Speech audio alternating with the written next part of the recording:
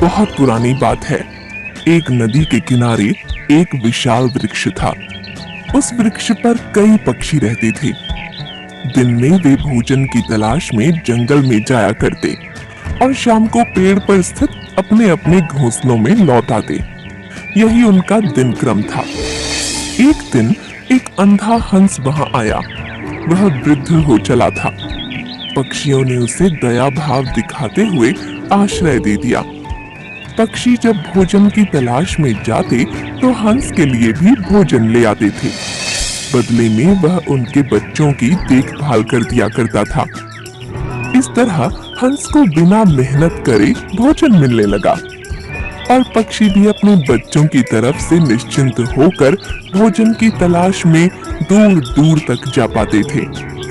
बड़े सुख से पक्षियों और हंस के दिन व्यतीत हो रहे थे।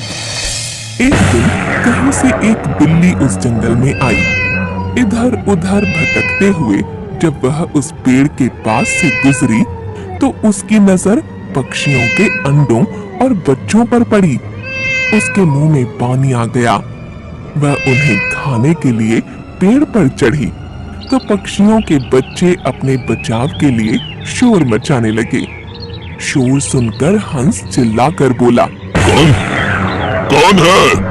बिल्ली डर गई और पेड़ से नीचे उतर आई और हंस को नमस्ते कर बोली, हंस जी, मैं बिल्ली हूँ, यही पेड़ के पास रहती हूँ।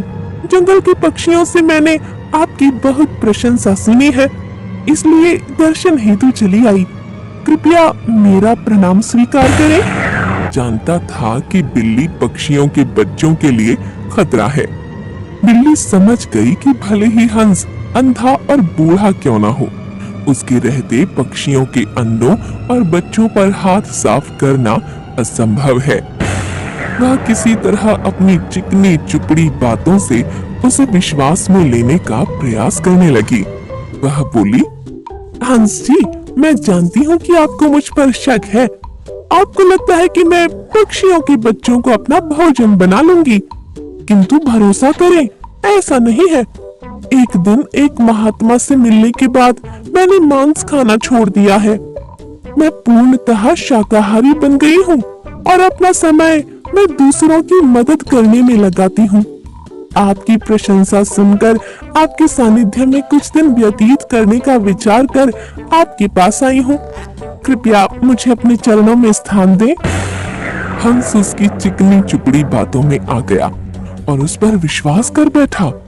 उसने उसे अपने साथ पेड़ पर रहने की अनुमति दे दी। बिल्ली तो यही चाहती थी। वह हंस के साथ उसी पेड़ पर रहने लगी और मौका पाकर एक एक कर पक्षियों के अंडे और बच्चे खाने लगी। एक एक कर अपने बच्चों और अंडों के गायब होने से सभी पक्षी चिंतित और दुखी थे। एक दिन सबने इसकी पड़ताल करने की ठानी।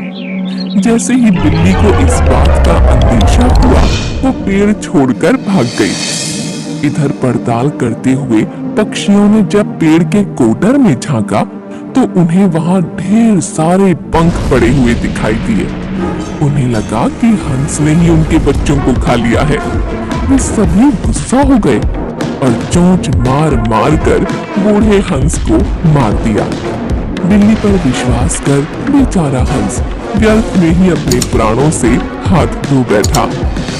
इस कहानी से हमें यह समझ आता है कि जिसके स्वभाव की जानकारी न हो उसे आश्रय नहीं देना।